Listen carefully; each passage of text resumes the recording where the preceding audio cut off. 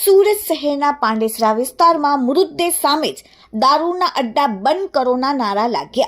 ગુજરાતમાં દારૂબંધીના કાયદાના અમલ વચ્ચે સુરત શહેરના પાંડેસરા વિસ્તારમાંથી એક હચમચાવી દેનારી ઘટના સામે આવી છે, જ્યારે ફરી એકવાર દારૂના દૂષણ સામે ગંભીર સવાલો ઊભા કર્યા છે।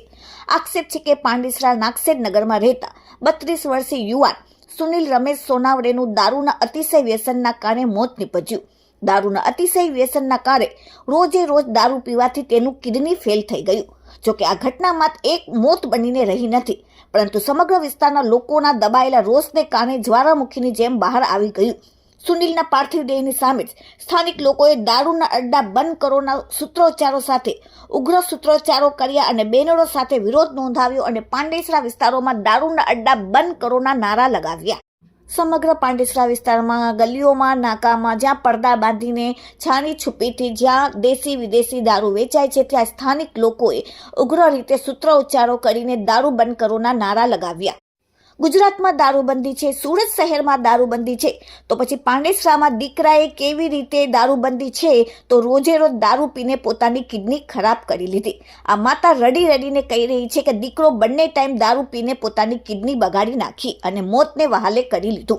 આ સતત દારૂ પીવાના વ્યસનથી માતાએ પોતાનો દીકરો તો ગુમાવ્યો, પરંતુ હવે ઘરમાં કમાવા વાળો કોઈ નથી। Bureau report, daily India TV, Surat. Ramaben Anand bhai आए रे। दारू की समस्या है, दूसरी कुछ नहीं है। इसके वजह से मेरा आदमी भी चला गया है। क्या हुआ है आज और किस तरह की परिस्थिति है आपकी? दारू की वजह से सभी खलास हो गया। जवान लड़के मर गए दारू की वजह से। दारू नहीं चाहिए, मतलब नहीं चाहिए। वो लोग सब मेहनत करते हैं, मेहनत करो खाओ, सब बाल बच्चे पालते हैं। दारू नहीं चाहिए, किधर भी बेचो, माछीनगर छोड़ के बेचो।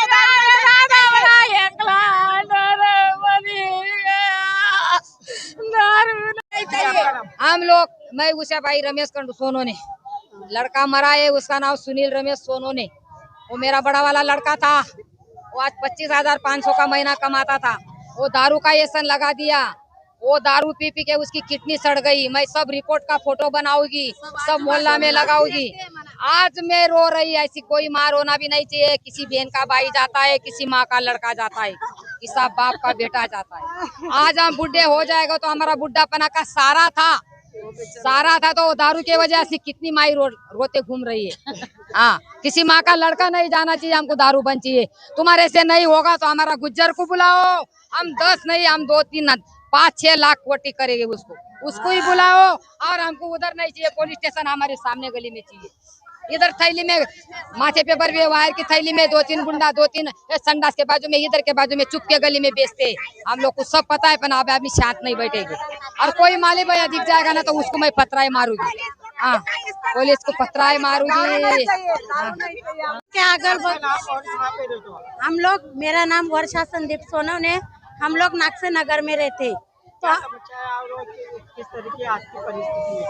आज की परिस्थिति ऐसे इतनी दारू बेचते हैं यहाँ पे। हमारे आजू बाजू में सब दारू के अड्डे चलते।